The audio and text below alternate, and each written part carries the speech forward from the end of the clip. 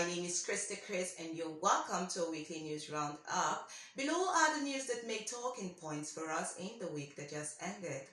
On Monday, we reported that the Presidential Election Petition Court finally consolidated the three petitions filed by the People's Democratic Party, PDP, the Labour Party, LP, and the Allied People's Movement, APN, and their presidential candidates against the conduct and the outcome of the 25th of February election, which was reportedly won by Bola Tinubu and the All Progressive Party, APC. Judgment is expected to be delivered by the trial court before August 5th. On the same day, we brought you the report that Newcastle United have qualified for the Champions League for the first time in 20 years, following a new draw against relegation-hunted Leicester City last night. Still on Monday, we informed you that Russia came out to claim that it had fully captured Ukraine's Bakhmut, which was followed by President Vladimir Putin congratulating his troops and the mercenary Wagner Group for taking the largely leveled eastern city. On Tuesday, we reported that amid encomiums from eminent personalities, including President Muhammadu Buhari and presidents of 5 other African countries, founder and president of Dangote Group, Aliko Dangote, expressed optimism that the newly commissioned 650,000 PBD refinery would employ over 100,000 Nigerian youths and generate over $21 billion in revenue. The mind-blowing refinery was commissioned in Lagos. On the same day, we reported that the outgoing president of Nigeria, Muhammadu Buhari, had approved the allocation of houses for the 22 members of the Super Eagles at the National Housing Estate in any state of their choice. On Wednesday, we brought you the report that the World Health Organization, WHO, raised an alarm calling on the world to be ready for the emergence of a pathogen much deadlier than the novel COVID-19.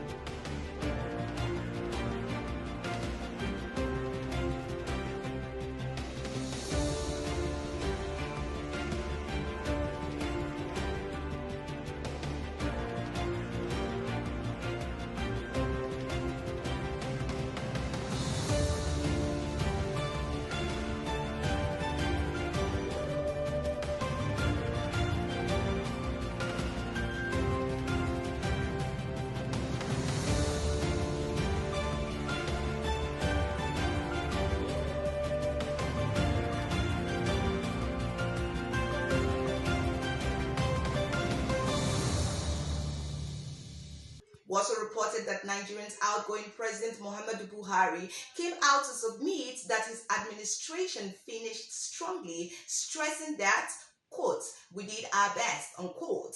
Buhari had asserted that he had run a good race and finished his course as Nigeria's leader when he held power in the past 8 years. Still on Wednesday, we reported that Tina Turner, the American-born singer who left a hard-scrabble farming community and abusive relationship to become one of the top recording artists of all time, finally passed on at age 83. On Thursday, we brought you the report that Canada and Saudi Arabia both agreed to bury the hatchet as they announced that they would now be resuming diplomatic relations, ending a bitter 2018 dispute over human rights. In separate statements, the two countries said they would restore the level of diplomatic relations that had been in place prior to the spat. On the same day, we reported that the government of the United Kingdom announced that it had put in place a law that will stop Nigerian students and other foreign nationals studying in the United Kingdom from bringing their families as dependents, except under specific circumstances beginning from January 2024. On Friday, we reported that Nigeria's outgoing President Muhammadu Buhari finally opened up on how he deliberately shut the country's borders a few years ago to encourage food production in Nigeria. While the move was heavily criticized, Buhari noted that Nigerians later appreciated it. We also reported that the President of the United States, Joe Biden, confirmed the nomination of General Charles Brown for Chairman of the Joint Chief of Staff, lauding the black career pilot as a hero who had not only survived ejecting from a fighter jet into a swamp, but fought against racism. Finally, on Saturday, we reported that Nigeria's incoming President Bola Tinubu vowed never to disappoint Nigerians, recognizing the trust and the magnitude of expectation and responsibility bestowed on him as he receives invent teachers and takes over as the country's leader in the coming days.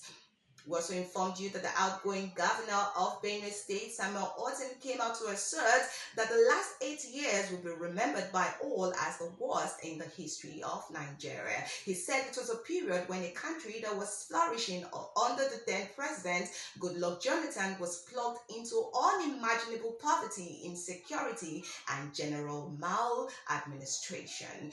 Lastly, we brought you the report that the former president of Nigeria, Olusegun Obasanjo, had pointed out the need for genuine reconciliation on all fronts in the country, calling for attention to the causes of the incessant agitations and protests in the country. With this, we come to the end of our weekly news roundup. Thank you for watching.